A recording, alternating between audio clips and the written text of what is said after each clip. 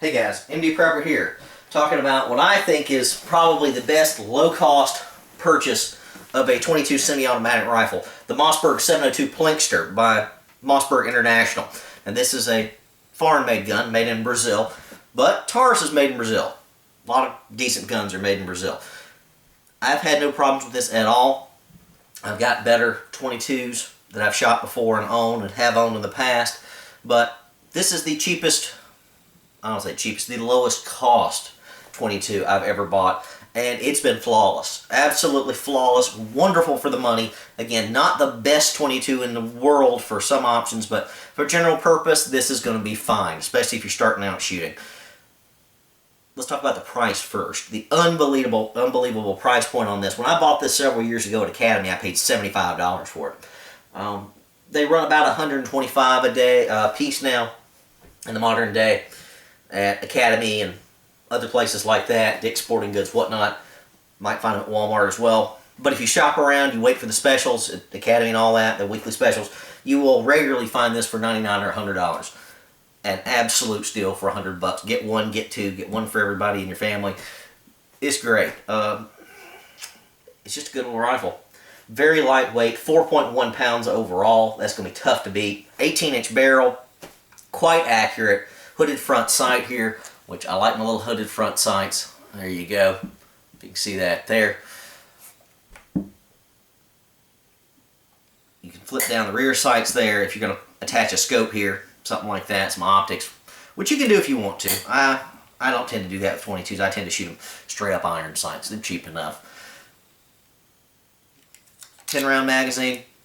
And buy extra magazines, of course, with any semi-auto rifle, even just a 22, I would recommend a minimum of 3 magazines, even if you're doing light work. Don't keep magazines loaded all the time. Keep one loaded in the weapon, ready to go, and 2 more at a minimum. Keep one loaded as a backup, or more if you need it, and keep one unloaded to take the tension off the spring. Once a month, rotate those. So take the one that's loaded in the weapon, take it out, unload it, let that magazine rest. Take the next one that's loaded as your backup, pop it in, and then load the empty one. Do that once a month. You should do that with all your semi-auto weapons. Again, I'd recommend a lot more than 3 mags, but 3 would be a minimum. It comes with just the one. Has your crossbar safety here. It's reasonable. It's fine. It's not the smoothest, easiest safety in the world, but it's reliable. It's functional. And because it's quite a bit harder than your average higher end 22, you know if you've got it in there or not. There's no in between. There's no mistake. Magazine's easy released. You push this little button down, out it drops. Good to go. Now it will appear that the last round fired will stick the bolt open. It doesn't really. With the magazine in there, it holds open, but as soon as you remove the mag, it drops. But you can manually lock this thing back. So there it is, just locked back like you fired the last round. Pull them, charging handle back, push it in, and it will catch. And then you can take it out. Now, just pulling it back will not release it. You have to pull it back, push up a bit, and there you go. Trigger on this, it's okay. It's not the best 22 trigger ever, but for $100, it's fantastic. A little bit of take up.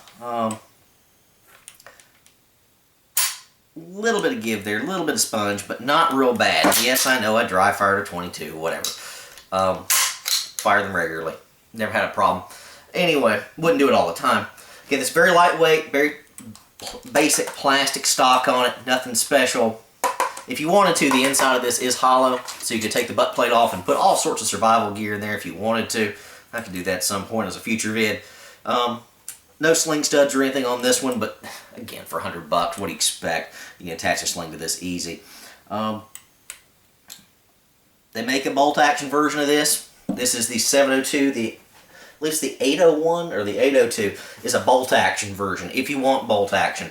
Again, that's less parts to break and all of that, but I don't know. For this price point and just having used this one personally a lot, I've had no problems, regardless of the type of ammo in this thing. I've fired everything I can think of. The cheapest stuff from the cheap to the better CCI, mini mags and velocitors and all that in it.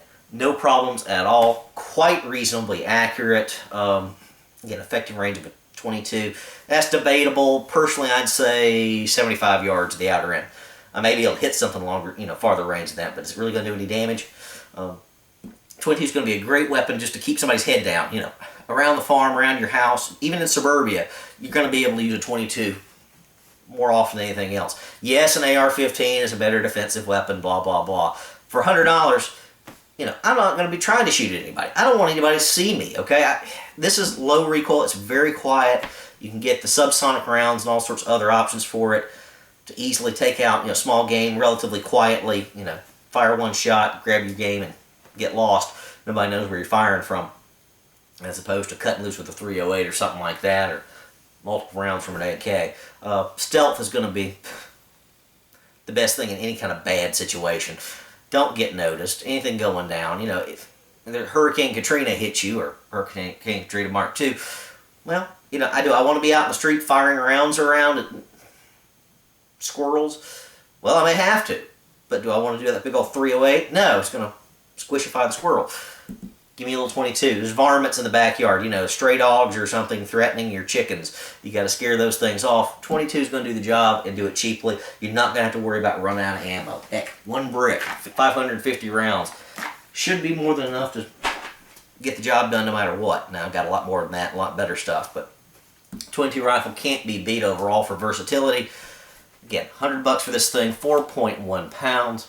They make finer versions with wooden stocks and all sorts of stuff, but for $100, it's a great beat-up knock-around rifle. You just can't beat that. Versatility, again, I've never had a failure to fire. It's a good little gun. Overall, it's 37 inches long, the whole length of the rifle. Length of pull is 14.5 inches. Just thought I'd throw that in there. Again, the Mossberg Plinkster. If you're starting out buying firearms, buy one of these. MD Prepper, out.